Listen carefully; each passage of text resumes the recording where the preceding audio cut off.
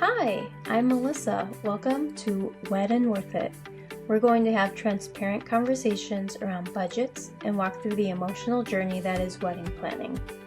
We're going to discuss the value of investing in meaningful moments and the joy that comes from creating an experience for yourselves and your loved ones. We talk to newly married couples to find out, was it worth it? Hello! This is my very first episode. We will see how it goes. I'm getting used to headphones and everything. This is the first and most likely, I'll never say never, but as of right now, I hope the last time I'll be on this all by myself. I just wanted to take a moment and go through my thought process behind creating this podcast and what my heart and intention is for this, and also give you a little bit of background about who I am in case you do find me this way. So I am a wedding photographer that is based out of Scottsdale, Arizona. I'm originally from Chicago. My husband and I moved here about 15 years ago for me to finish my student teaching. I have a background in teaching children who are deaf and hard of hearing. It was about my, third year into teaching where I realized I don't think I can do this forever. I loved the children and I really just genuinely hated everything else about being a teacher, things that you just can't fully realize until you are in it. So around that time, I'd always wanted to learn photography, but was never able to. In high school, my parents could not afford a camera, so I never did photography. When I asked these two separate friends if they'd be willing to teach me everything that they knew, they said yes, and I'm so grateful that they did. And that was how I got started. I just started taking photos of anything and everything. And the idea behind that was to start to earn some extra money just on the side to pay for my love of traveling and wanting to go see the world. That was about 10, 12 years ago now. Slowly but surely, once I had my first daughter, I shot one or two weddings when I was pregnant with my daughter, who was 11. I took a little bit of time off after I had her, and I got pregnant with my son. And then after my son was born, who is just turned 9, I restarted my business and decided to do a bridal show. And from there, it took off. So for about 9 years, I've been doing solely weddings.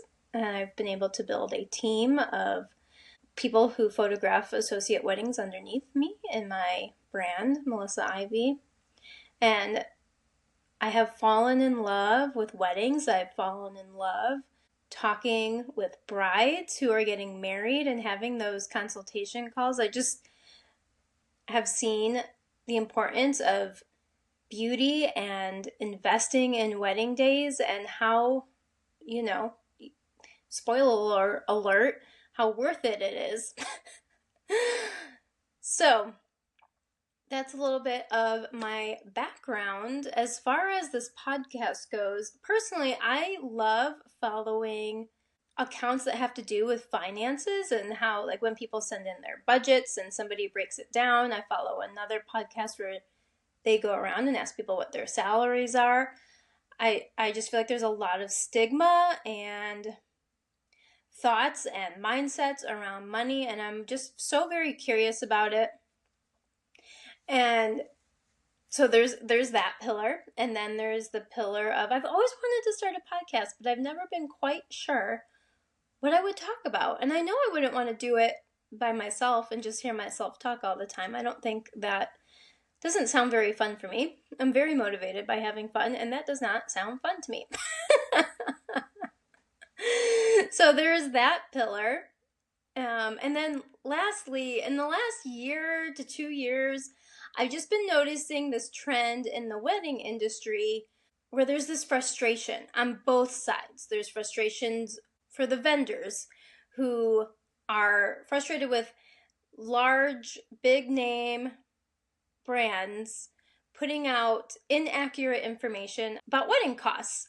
And that leads to couples who are getting engaged and they're going to these resources, and then they go to actually get pricing and talk with vendors and book different people for their wedding day, and they are just so surprised by how much things actually cost. Or that you have people who are going onto Pinterest and they're like, this is the vision I have, and then they go and speak with the florist, and it is so much more expensive than they had even realized or budgeted. And so there seems to be this disconnect around the finances of investing in a wedding day. That's another pillar. I would say the fourth pillar is there are so many resources for how to save money and how to budget and how to bring down the costs and cut things here and there. And I think those are great resources, and I think that specifically having a planner, like, they are worth their weight in gold, which we will get to over time. But we have those resources. My desire is to talk with brides who either stayed within budget or went over, but either way, they saw the importance of investing in their wedding day with a guide, which is their planner, and are so glad that they did. I want to create this positive mindset around providing those experiences for themselves and for their loved ones.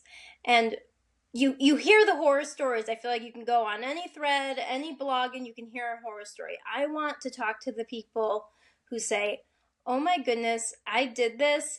These are the types of things we looked for. These are the priorities we had.